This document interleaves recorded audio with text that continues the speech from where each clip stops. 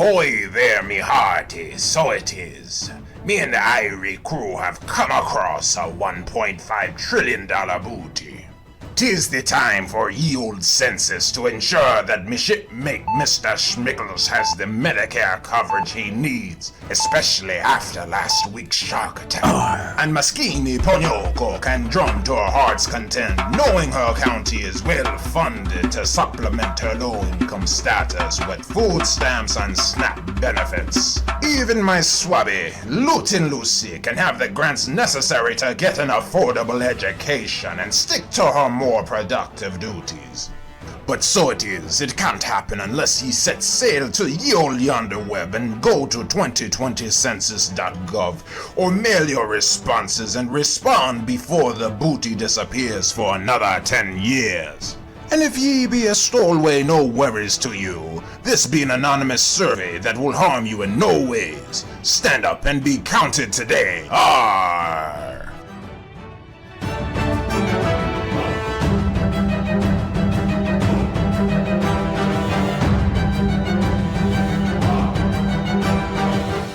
Every 10 years. Like, when does anybody think about that? Like, if something happens every 10 years, well, tonight we're talking about something that only happens every 10 years.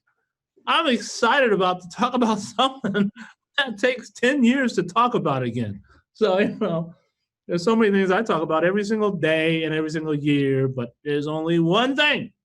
Well, maybe there's more than one thing, but there's this thing that takes 10 years to talk about. So that means we got to live with our decision tonight. Whatever decisions we're going to make, we got to live with them for 10 whole years. And we've got the czar of the census who's going to be able to help us understand what that means to live with 10 years of our decisions. 10 years. No pressure. Time. Julie Menin. Julie, I'm going to let you take it over and give some opening remarks, and we'll get right into Q&A. Great. Clayton, thank you so much for inviting me. I really appreciate all the leadership that you've provided to the city over many years. It's been wonderful working with you. We've known each other a long time, and I can't thank you enough for everything that you're doing. And for having me today. And I also want to thank Nye Whitaker, who is on this call and who's a really important member of our team and doing such great work, making sure we get a proper count and the right count in Harlem. So thank you, Nye. And thank you all for having me today, because I know there are many things that you could be doing. And so I really appreciate you taking a little bit of time to talk with me about the census. And it's not an overstatement what Clayton said. Look, this is once every 10 years. It's a tremendous amount of pressure. It's a tremendous amount of responsibility that each of us have, because we have to make sure that we get this right. Let me just say, in 2010, only 61.9% of New Yorkers filled the census out. That's right, 61.9%. Now, I'm a parent. If my child brought home a 61 on a test, I wouldn't be too pleased. So we should not be too pleased with how we did in 2010. And why am I bringing up 2010? Because it's affecting us right now. COVID is a really stark and unfortunate reminder of why the census matters. If more people would have filled the census out in 2010, we would have more funding right now for our hospitals, for our frontline workers, for PPE. That's why the census matters. And we have a really difficult challenge. We had a challenge before COVID. Let me just say this, the deck has been stacked against New York, and it's been stacked against New York in the census for a long, long time. The census has historically been a tool of oppression. And I'm not going to obviously go through all of the history about why, but we know this to be true. And we know that communities of color in particular have been undercounted. Now, if you look at why I feel the deck is stacked against us, it's partly that, but it's also the Trump administration. They tried illegally and unsuccessfully to add a question to the census that hadn't been on in 70 years. And that question was, are you a U.S. citizen? I also worked for the law department. We were plaintiff on the case. We, along with many others, sued, and we won that case at the Supreme Court. That's the good news. The bad news is the damage, quite honestly, has already been done around the citizenship question, because many people, when they hear the word census, are saying, I'm not going to be bothered with that. I'm not going to fill that out. I don't trust the federal government. I don't want to give them my information. So that's a challenge that we have in New York. And then you overlay that with the fact that for the first time the census is online. This is a real challenge because obviously, and you all are doing such phenomenal work in this area, a third of New Yorkers lack access to broadband. So to reach them in an online census is challenging at best. And then you put in a global pandemic and the fact that New York City is the epicenter of it. It's obviously, unprecedented challenges. So that is all the challenges that we've dealt. Now, let me say a little bit of good news, and particularly good news for Harlem. So I'm happy to say that all of the communities in Harlem are beating the citywide average, all of them. And that's amazing. So let me just quickly read the statistics. West Harlem is at 57% self-response rate.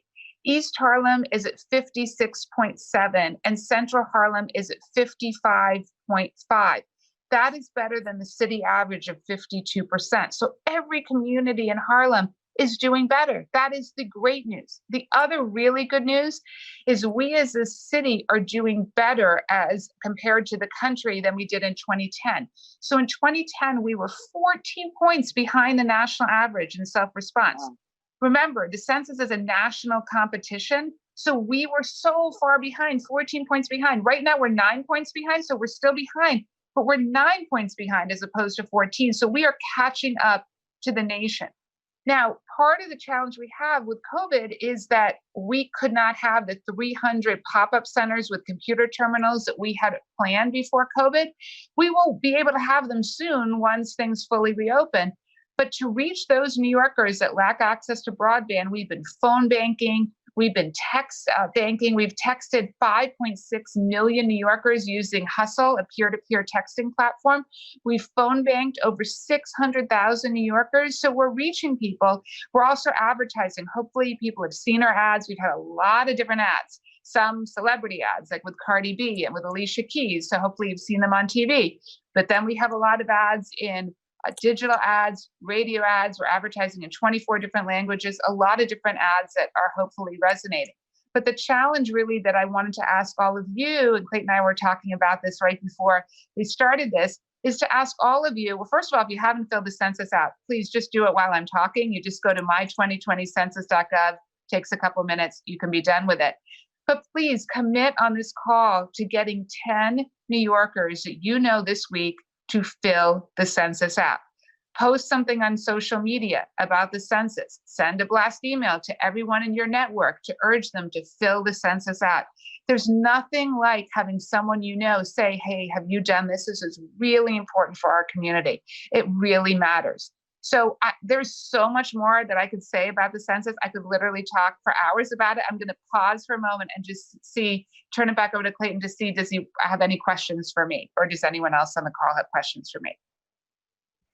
All right, there's a question. I have questions, all right? But I'm so down with the people online that I'm gonna say a question that someone submitted themselves, all right? Who'd this come from, Raku? Wallace J. Wallace J.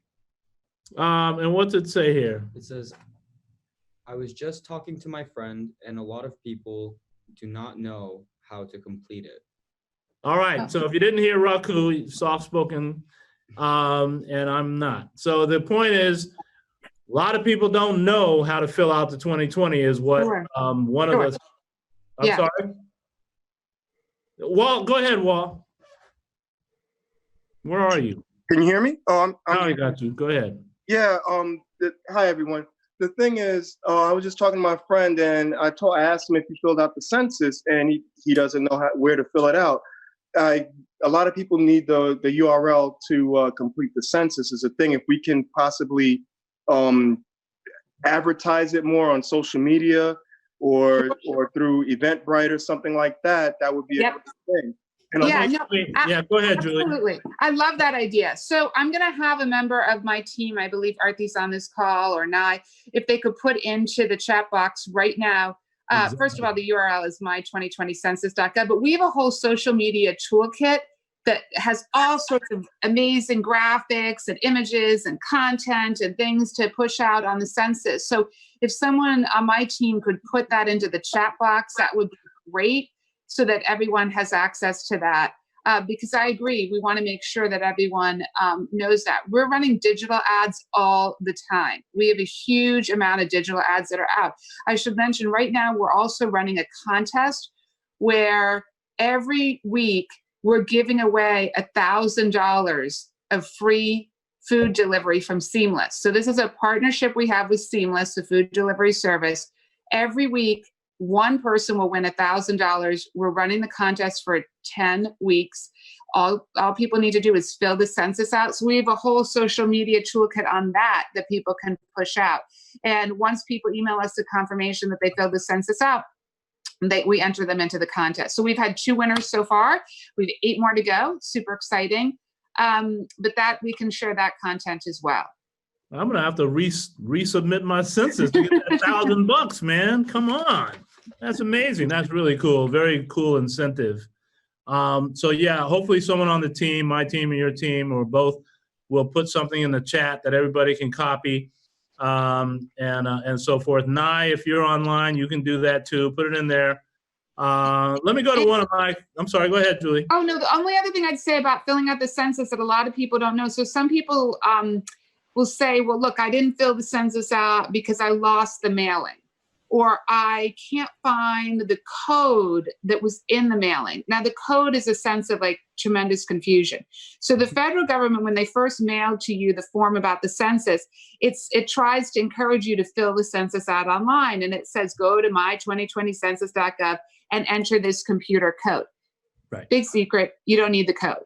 And in fact, we wish there was never a code. It was not our idea, it's the federal government's idea, but having the code only serves to confuse people, because then people say, well, wait a minute, I can't find that code. You don't need it. All you need to do is go to my2020census.gov, you put your name in, you put your address in, and you're done, and you can fill the census out. So I just want to mention that, because I think I have heard that there was a lot of confusion around that. That is big. It confused me. I luckily had one. I was thinking to myself, what about people that may not have had that? I was actually thinking about that. So I'm so happy you sort of cleared that up. So let me go on. There's a lot of stuff going in the chat, which is good. And I'm going to get to a lot of it. So everyone who's putting stuff in the chat or Q&A, Okay. we're going to get to some of it. But I see David Bigelow is on. Oh, man, listen, there's some good people on this thing. All of them are going to be committed to getting 10 people signed up, Julie. So that's a good challenge. Fabulous. Can I ask Julie a question? Who's asking? David. David Bigelow, be quick with it, my man, because I'm going to have to mute you. Okay. Clayton, Bruce, I know you're hiding back there.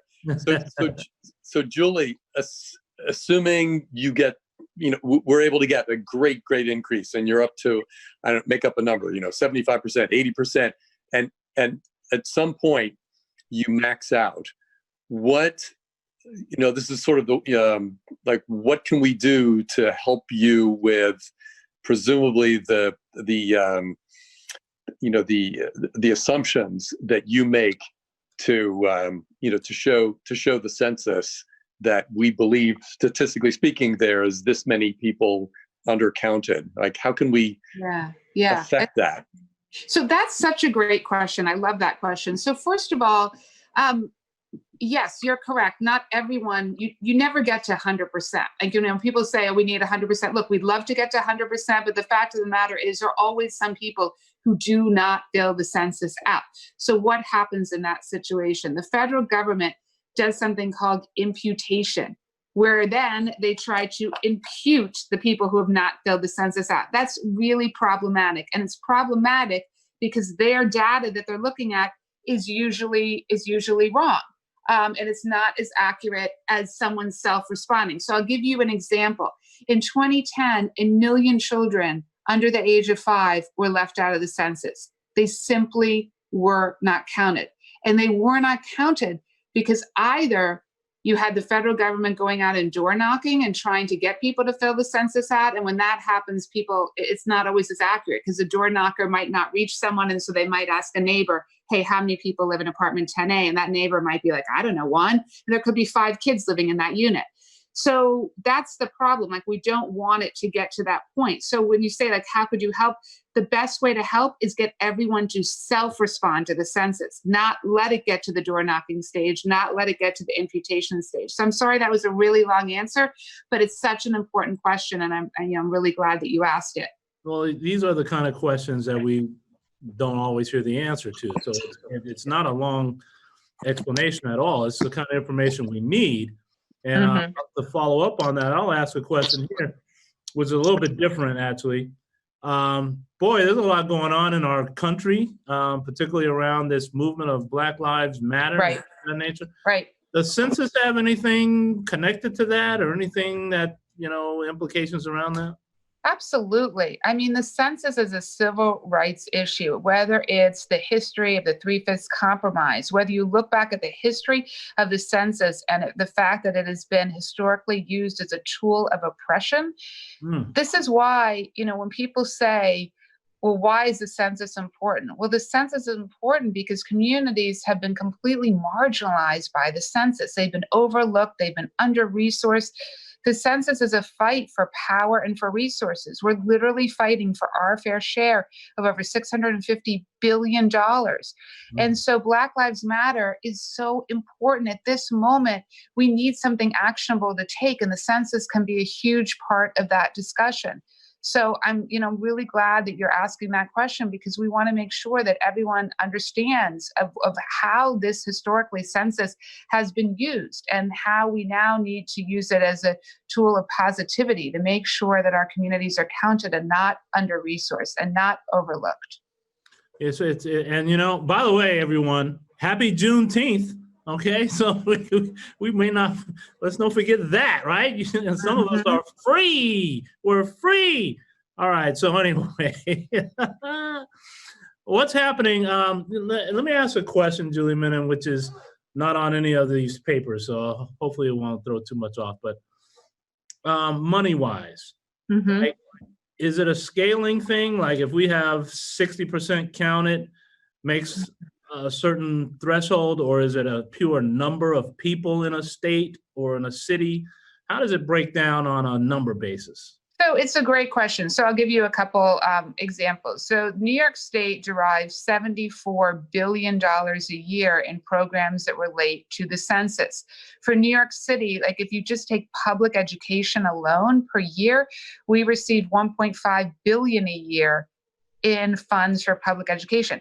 That's just for 1 year. As you said so well, the census is over 10 years. So again, you can really see the implications of this. So an undercount can have disastrous impacts fiscally for us. And also, after COVID, we need every dollar on the table. We can't have a situation where not just dollars, we're talking about billions of dollars could be left behind because people are not taking the 10 minutes it takes to fill this form out. So it has enormous implications. Over 300 programs depend on this. So I'll just give a couple examples. I mean, obviously, public education being first and foremost, hospitals. So I mentioned COVID.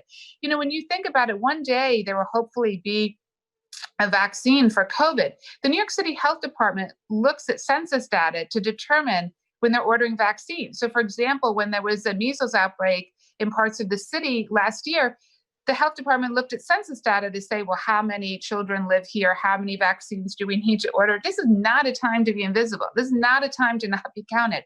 So it has implications for that as well. But it also has implications for funding for Head Start, for senior centers, for job programs, for NYCHA. I mean, there's almost no issue that you could mention that is not linked to the census. Oh my goodness.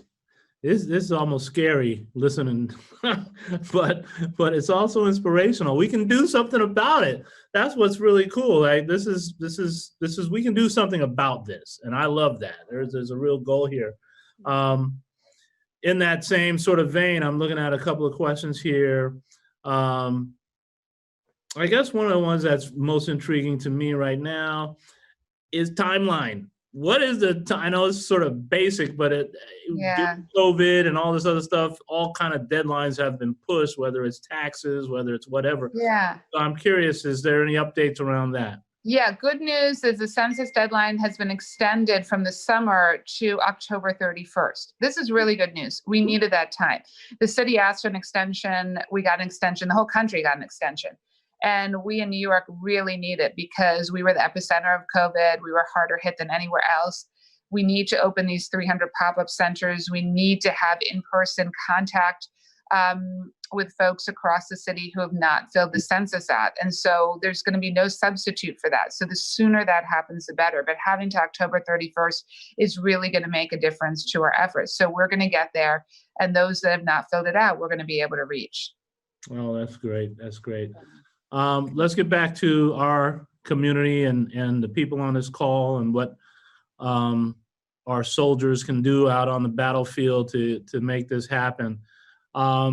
So all the ways that you can fill out the census, one of them is obviously digital. We've talked a little bit about that already. How else can one submit their census application? So you can submit it. There's a toll-free phone number in 16 different languages. So, I mean, this is great. So, we think that that's really important that people understand. There's also the phone option, and then there's the mail option. The U.S. Census Bureau is about to send another mailer out. It should hit most mailboxes the first or second week of July. So there'll be another form that's sent out. So again, there are 3 ways to fill the census out: the paper form, by phone, or the going to my2020census.gov. And you can do any different way. Also, one question I'm asked all the time, I'll just mention, a lot of times people say to me, I'm not sure that I filled it out correctly, or I'm not sure. Like, if you're not sure, just fill it out again, because if there's a duplicate, they take that out. So it's better to be more conservative on that and on the safer side and just make sure it was completed. Or sometimes people will say, I'm not sure if a member of my household might have filled it out and because again, only one member of the household can fill it out. Right. What are some of the myths around the census? We hear about stuff in Upper Manhattan. People feel like, they're just trying to, track me down, or they're, trying to figure out what I do every day. Like, what are some of the myths around the census? Well, so let me say that perhaps the number one myth around the census is people say to me all the time, well, I'm not filling it out just like what you said. Oh, I don't want the government having that information on me. Well, guess what? They have all that information. Okay, because let me tell you what the census asks. It does not ask social security number. It doesn't ask income. It doesn't ask bank information. It doesn't ask intrusive private information like that. What it does ask is your name, your address, your age, your gender, how many people live in your home, and do you rent or own your home? And then it asks race and ethnicity information. Now, let me also say, if someone's not comfortable answering a question, you can skip a question. The Federal Census Bureau will even indicate you can skip a question. We get that question a lot, particularly around the gender question, which is binary. Some people might say, you know what, I'm not comfortable answering that question. Well, you can then skip the question. You shouldn't skip more than one question, because then most likely you'll still get a knock on your door. And I should say the Federal Census Bureau is going to begin door knocking in New York City. August 11th is the plan for them to begin the door knocking. You only get a knock on your door if you didn't fill the census out. So what's the best way to avoid them knocking on your door? Fill the census out. If you fill it out only partially, you're probably going to get a knock on your door because it'll be viewed as an incomplete. Wow. I have a question. Okay, Sure. introduce yourself. Okay, I have a question. What are they doing about dealing with the homeless situation in New York City? Yeah. For these people to be counted, some of them are not like in shelters. Some of them are just really out in the street. They might have an address that they're utilizing. So what are they doing about that? Or how can we work along getting that population as well? Because they are in New York to be counted in the census. Absolutely. It's a great question. So for the homeless that are living on the streets, there'll be several days that the U.S. Census Bureau does a count. They go out in the streets and they do a count. The city's obviously going to work with them very closely on that. That was supposed to happen. If COVID wouldn't have happened, that was supposed to happen in May, but obviously given COVID, that did not happen. So that will happen later on the summer, and there'll be 3 days where the U.S. Census Bureau goes out to the streets and does a count. In addition, for the shelter population, we worked on an agreement between the City Department of Social Services and the U.S. Census Bureau, where administrative data on every single person living in the shelter is given to the Census Bureau to make sure no one is overlooked. Because what happened in 2010, honestly, is that the US Census Bureau would reach out to the administrator of this facility, and they sometimes reached out late, or sometimes they reached out to the wrong person. And so a lot of people were overlooked, and that's unacceptable. So we want to make sure that that didn't happen this time. Julie, how does the census, if it does, impact our representatives, our electives? Yeah, that's a great question. So census data is used for redistricting on the congressional lines. And like this stuff really, really matters, because we have to remember that in the mid 1950s, New York State had 43 members of Congress. Today we have 27. 27. And in an undercount, we might fall to 25, because it's slated that if we have a real undercount, we might lose 2 congressional seats statewide. So again, the census really matters. It also matters on the state and city council lines as well. So again, this is all about power. It's about resources. It's about respect. We cannot have a situation where people aren't filling it out, because if you're invisible, you lose representation at the congressional level, at the state level, at the city level, and you lose resources. What are your boundaries? Like what is the census sort of geographic area that you're covering? For our office, it's just the city of New York. So it's all 5 boroughs, the city of New York. So that's what our office covers. And I should say, like, our office didn't exist before. This is a new initiative. And really the reason why it was so important to have it, in the wake of the citizenship question, our office was created while the case, was going on. We were fighting the case. And so we did not know which way that would go. Our office was also created because of the online census, because again, the federal government did not put the resources, quite frankly, that were needed for the online census. It wasn't fully beta tested. No one was really sure, is this going to work? How is it going to work? How many people are going to fill it out online? We didn't know how many problems there would be associated with that. So it was so important to have an initiative that organizes this. And so our office was created about 1.5 years ago. We have been working with 157 different community groups on the ground who are trusted voices in their neighborhood. We've been working with houses of worship. We've been working with civic associations, with elected officials, with community boards, all labor groups all across the city to really make sure that we get a count. Does that include Staten Island? Yes. I'm just kidding. Sorry, everybody. Staten Island actually has the highest self-response rate in the city right now, which was not the case in 2010. So they have the highest, followed by Manhattan, and then followed by the Bronx. The Bronx is almost going to take over Manhattan in terms of being number 2 in terms of self-response rate. All right, we got to get on it. We got to stay on it. Take a question from somebody. Want to ask a question right now to Julie Menin? If not, I've got 1 or 2 more that I have. Okay. I'll give it a second here. Does anyone have a question? Bruce, do you have a question? Is Bruce Lincoln on? I'll unmute you if you want to ask a question or make a comment. Can you hear me? Gotcha. Hi, Julie. Thanks. This has been very informative. Thank you. But similarly, could you just further reinforce why it's so important? Sure. That we really respond to this and overcome some of the issues that it has to do with access.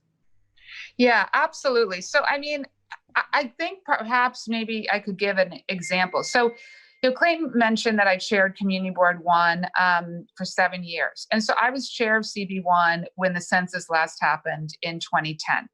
And I remember like it was yesterday that someone from the federal government came by and talked for a couple minutes in one of our sessions about the importance of the census. And basically their message was, fill the census out, it's a law, it's your civic duty, it's in the Constitution. And then they sat down. And everyone sort of droned. No one paid any attention. But if that person from the federal government would have gone to the microphone and just said this, did you know if you don't fill the census out, that your local public schools will lose funding? And then sat down, we would have had a 90+ response rate in Lower Manhattan rather than what we did. So what I'm saying is the single best way to change the direction of any community in New York City, but particularly communities that have been left behind and that have been left out and haven't received their fair share. The single best way is to fill the census out.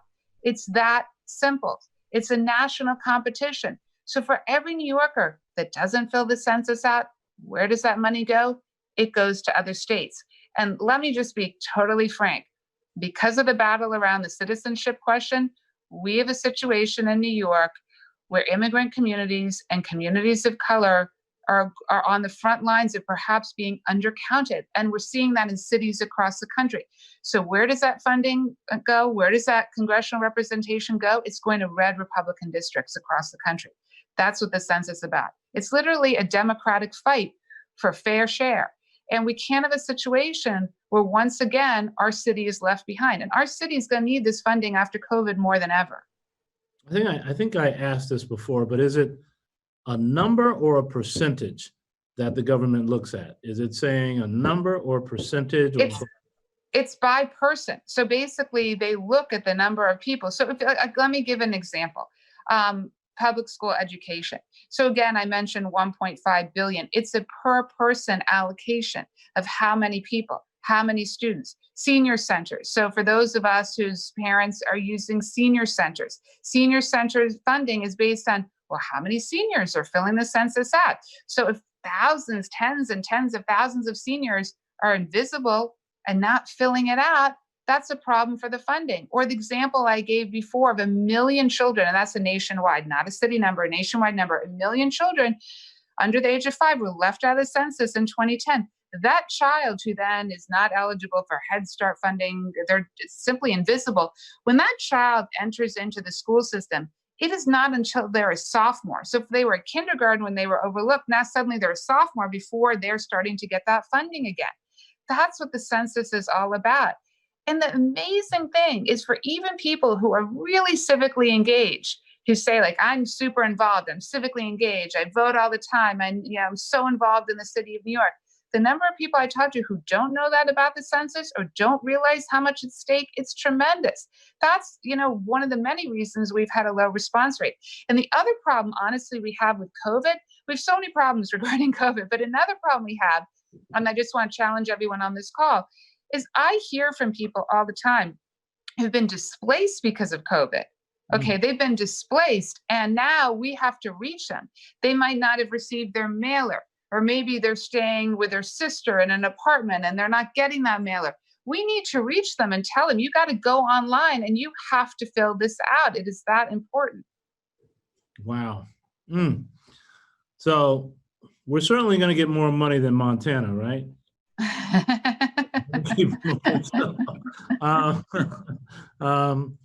So I got a question here on the chat here that says, how do we, and when we say how do we, I'm going to just jump in and say, how do we, as the folks on this call and the Silicon Harlem community in general, how do we help elders?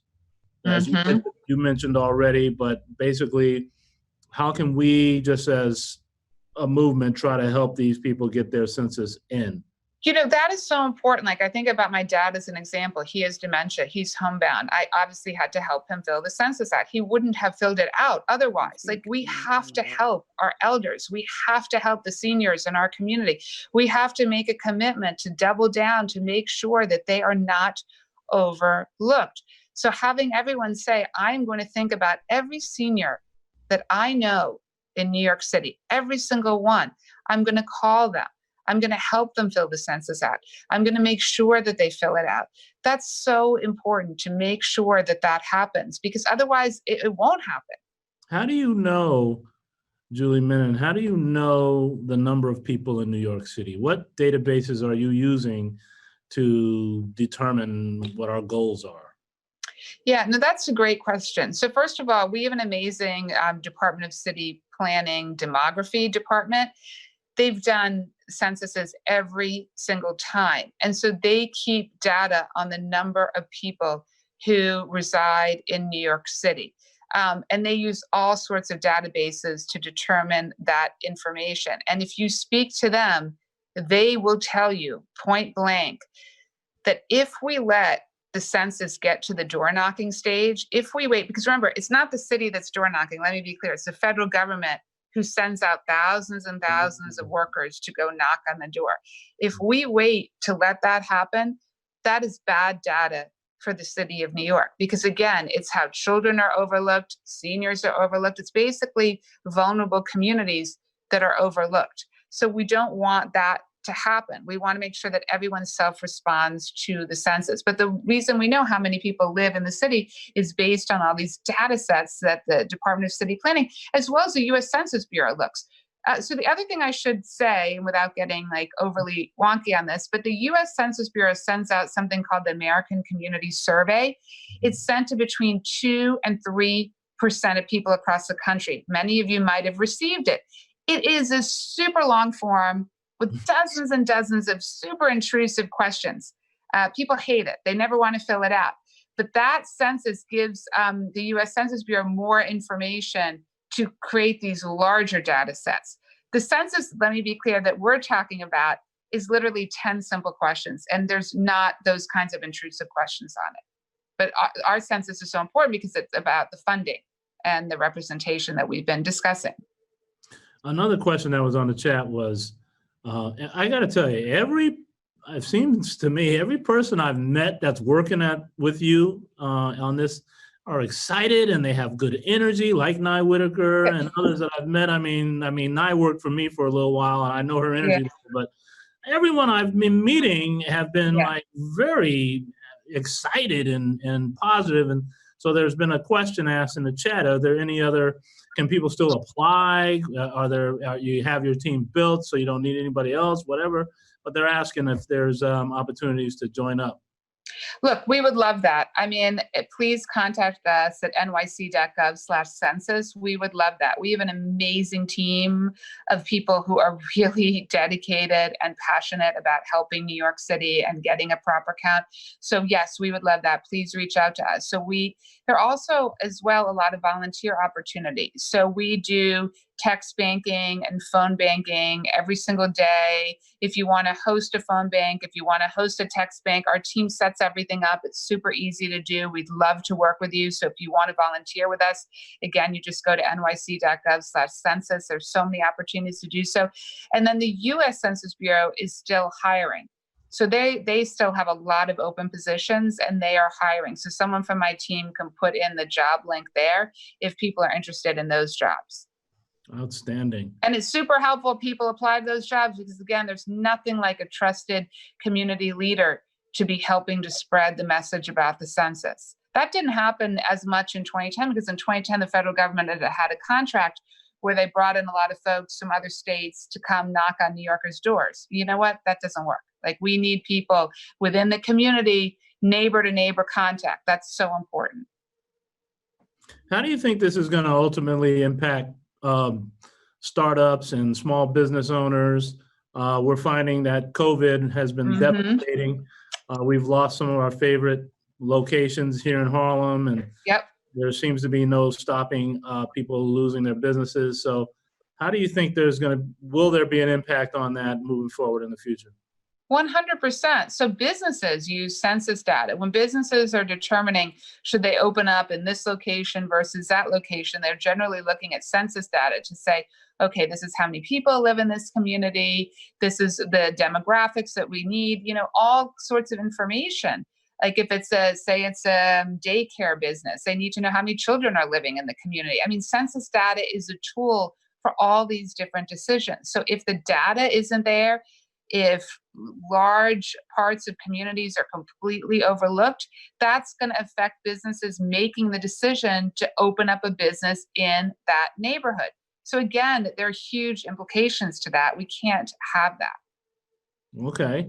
Well, that's something that we're going to be keeping an eye on too. And, it seems people should be quite motivated around the fact that that's an economic engine in Upper Manhattan. We still have far more mom and pops than we do big box businesses. So we want to see that continue to grow, and we're starting to see a rapid sort of acceleration of startups in Upper Manhattan. So we're very proud of that. And I'll talk about after we get past some of this, I'll tell the audience on there's some where money is, where you can get some investment and all these other type of things, so that as you get this census data, you'll be able to set up a business with real information.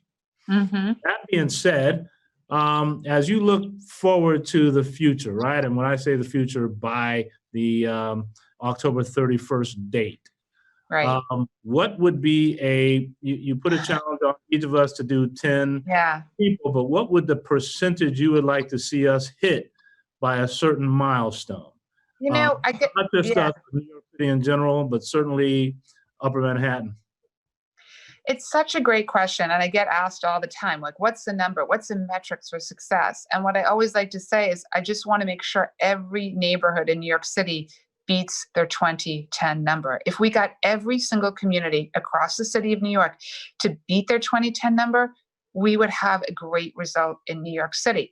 And you can look at let me just say, the data is by census tract, which is about 3,000 people. So you can see the data in the neighborhood you live in. You can go to our website and we have maps. You can go to the US Census Bureau website, they have maps. I mean, there are a lot of maps on this, but if you go to our site, you can see we list every single neighborhood and how they fared in 2010. So you can see the number that we're asking every community to beat. And that, I think that's really, really important. We can get there and we will get there. And look, there's some communities like Co-op City is at 70%. Okay, so you've got some neighborhoods, Washington Heights and Inwood in the high 60s. You've got communities that are far, far above the city average. Then you have others, unfortunately, in Corona and in Elmhurst that have been particularly hard hit by COVID that are lower than the city average. So it's just so important we get every neighborhood to beat the 2010 number, and that will result in a good result for the city. That is a good challenge, and one that we accept, and we are definitely going to beat our number. I can tell you right now that's going to happen. Mm-hmm. We're all over it. Early on in the census movement, we set up like you said, a physical location where we brought a bunch of computers and we trained people that were working in the various community centers and made some good progress. People were really filling out the census. And then, like you said, COVID hit and it sort of disrupted every sort of idea everyone had. But we're back on track in terms of moving everything online and finding ways to help people who may not have that infrastructure to literally get it. But to your point, they can still call, they can use the tech. By the way, we have a tech service too, and we'd like to use that service to help with the census. There's a lot of people that are mobile only, unfortunately. So we decided to create a tech service of our own, and every day we send out something at 2 o'clock. Anyone on this call that's not subscribing to our tech service, please do. Somebody type in the chat. Type this in, Raku, which is, you're going to text the number 1 USA, and the number that you're texting to is 313131. So very easy to remember.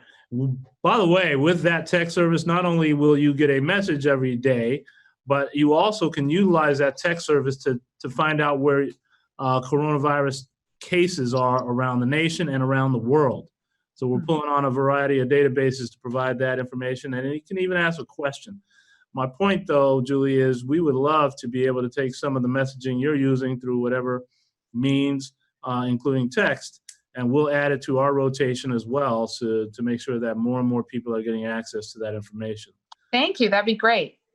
So now, what happens now? Like, what do we do tomorrow? Yeah, right. So what would be great is if everyone on this call can literally go into their list of contacts on email and send an email, a blast email to every person in their contact list to ask them, have they filled the census out?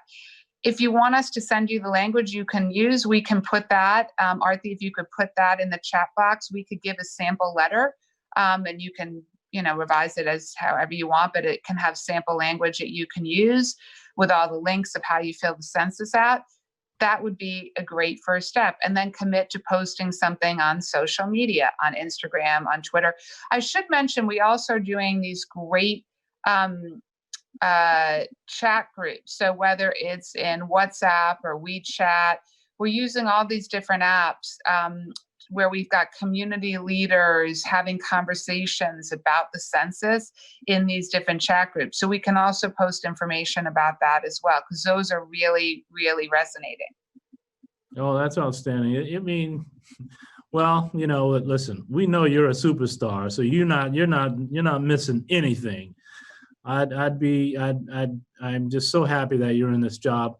Anyone have a question for Julie? You can take yourself off mute. We're going to give her another 5 minutes before we'll have to let her go. She still has young people in the house and all kinds of stuff. So we're going to give her a break. But anyone have a pressing question that Julie can entertain? Otherwise, I'm going to start moving to my closing remarks and closing questions. But I want to open it up. So someone has something to say, I'm sure, because this is New York. Let me know. Anyone? Okay, that's you, Wandalyn. Go ahead. Did you want to? I have a question. I don't know. An idea just popped up in my mind. I was wondering, even though COVID is going up on now, but they're beginning to open up, going into like phase 2. Is there some kind of way you can think about having a census taker or having a partnership with something like, for instance, Whole Food stores, the Whole Food store that's up there in Harlem, in Harlem, 125th Street, whereby when people come in to shop or whatever, you know, somebody could be there and ask them if they set up, you know, if they filled out their census application. If not, having census applications there, or some kind of mobile way that they can have their iPads or something and have them just fill out their census application that way. I don't know. It just popped in my mind. Yeah, first of all, thank you for that question. It's a great idea. I should have mentioned one of the things we have been doing is at the approximately 500 DOE food distribution sites, we have census materials and we're tabling at some of those sites. But your idea is really great because, you know, going where people are and making sure to let people know about the importance of the census is so important. We have a lot of posters that we have been giving to businesses and asking them to post it on the census, to start to see our team out as things open up much more and about at different events, tabling and trying to aid people to fill the census out. We had one group that we're partnering with, the JCC in Brooklyn, actually did a census drive-through where they got 600 people to do a drive-through on the census, and they got 600 families to fill the census out. So we've got a lot of different ways to do that. But the U.S. Census Bureau, I want to mention this, they have a whole team of people with iPads who are ready and available to come to events to help people fill the census out. They haven't been doing that in light of COVID, but soon I believe they're going to get the green light to be out like all over the city. So if you're having any kind of large scale event, let us know and we're happy to make the request to make sure that they have a very large presence at the event. But I love your idea on Whole Foods and we can definitely look into that. I'm going to ask my last question and I'm going to allow you to sort of give your summary, your wrap up, however you want the lasting thought for all of us to have. My final question. In this census, is there an impact, if you will, on or a profound impact in, like you mentioned early in this call, more and more people kept coming on. So some of this has to be reiterated. The term people of color or low-income communities or marginalized areas or vulnerable people, all these wonderful buzzwords to describe the inequality of this country.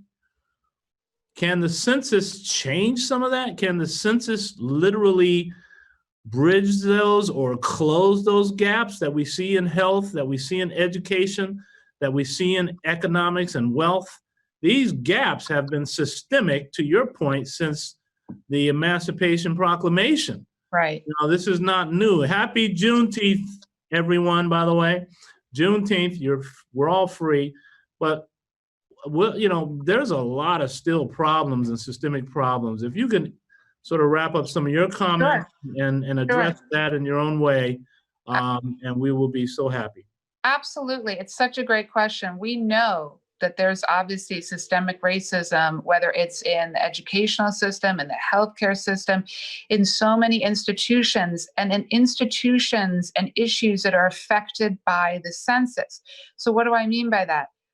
Well, we know that Black and Brown communities have historically been undercounted, have been underfunded, have been under-resourced, have lost out on both resources and political representation. The census is a way to help to address some of those inequities. The census is a way to make sure that communities that have been disenfranchised get the resources and political power that they so rightly deserve. So we can't have a situation that has historically faced the census where communities have been disenfranchised. The census is a way to start to address that.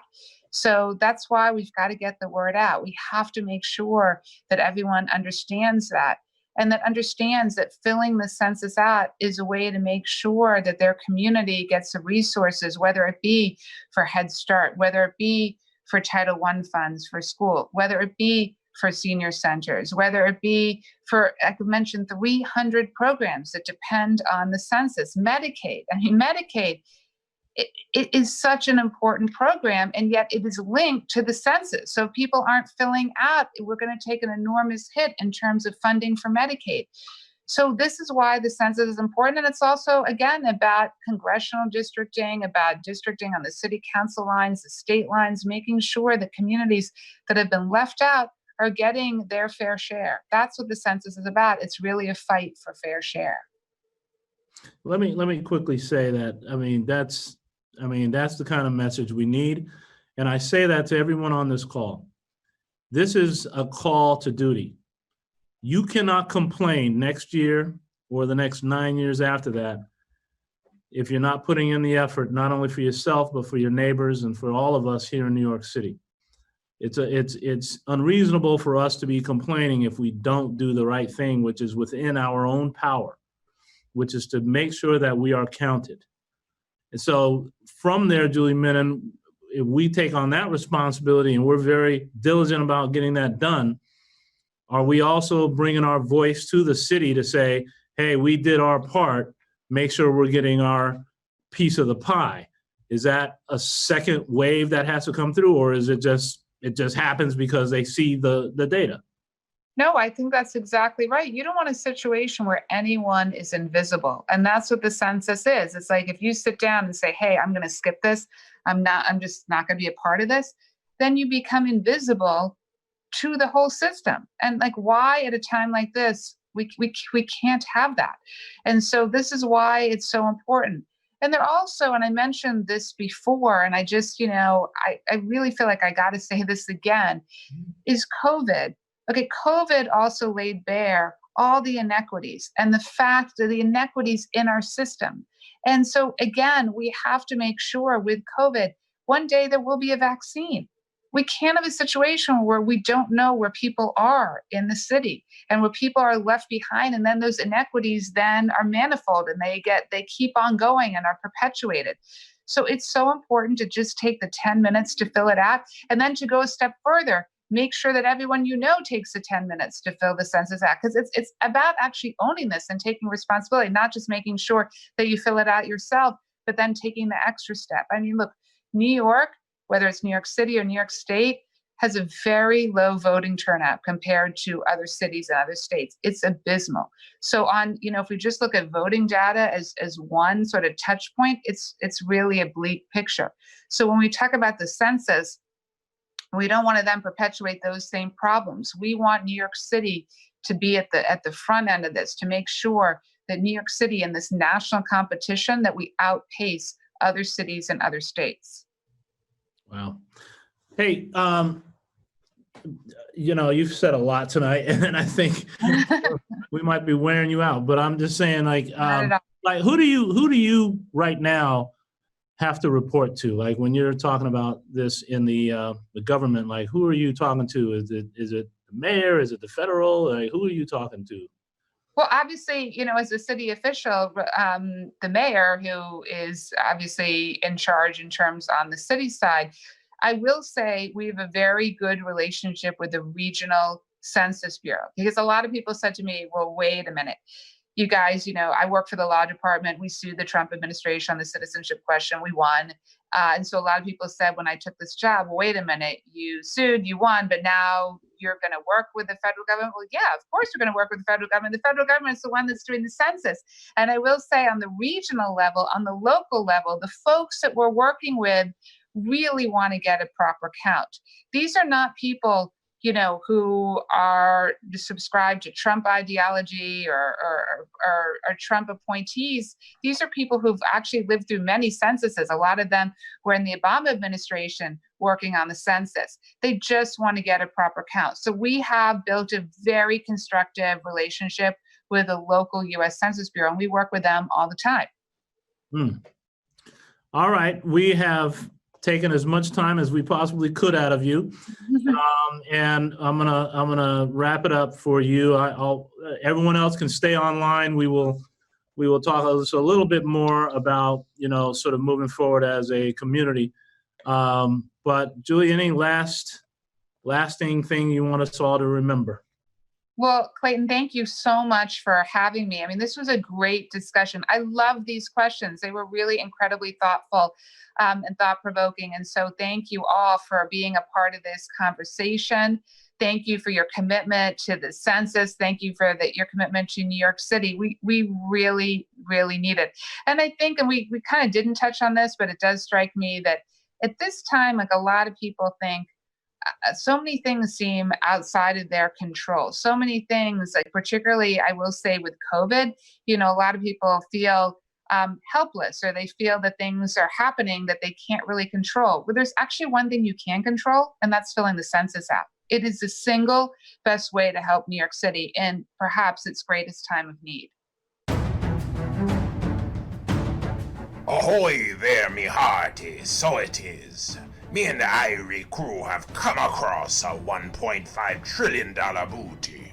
'Tis the time for ye old census to ensure that me shipmate Mr. Schmickles has the Medicare coverage he needs, especially after last week's shark attack. And Maskini Ponyoko can drum to her heart's content, knowing her county is well funded to supplement her low income status with food stamps and SNAP benefits. Even my swabby, Lutin Lucy, can have the grants necessary to get an affordable education and stick to her more productive duties. But so it is, it can't happen unless ye set sail to ye old yonder web and go to 2020census.gov or mail your responses and respond before the booty disappears for another 10 years. And if ye be a stowaway, no worries to you. This be an anonymous survey that will harm you in no ways. Stand up and be counted today. Arr!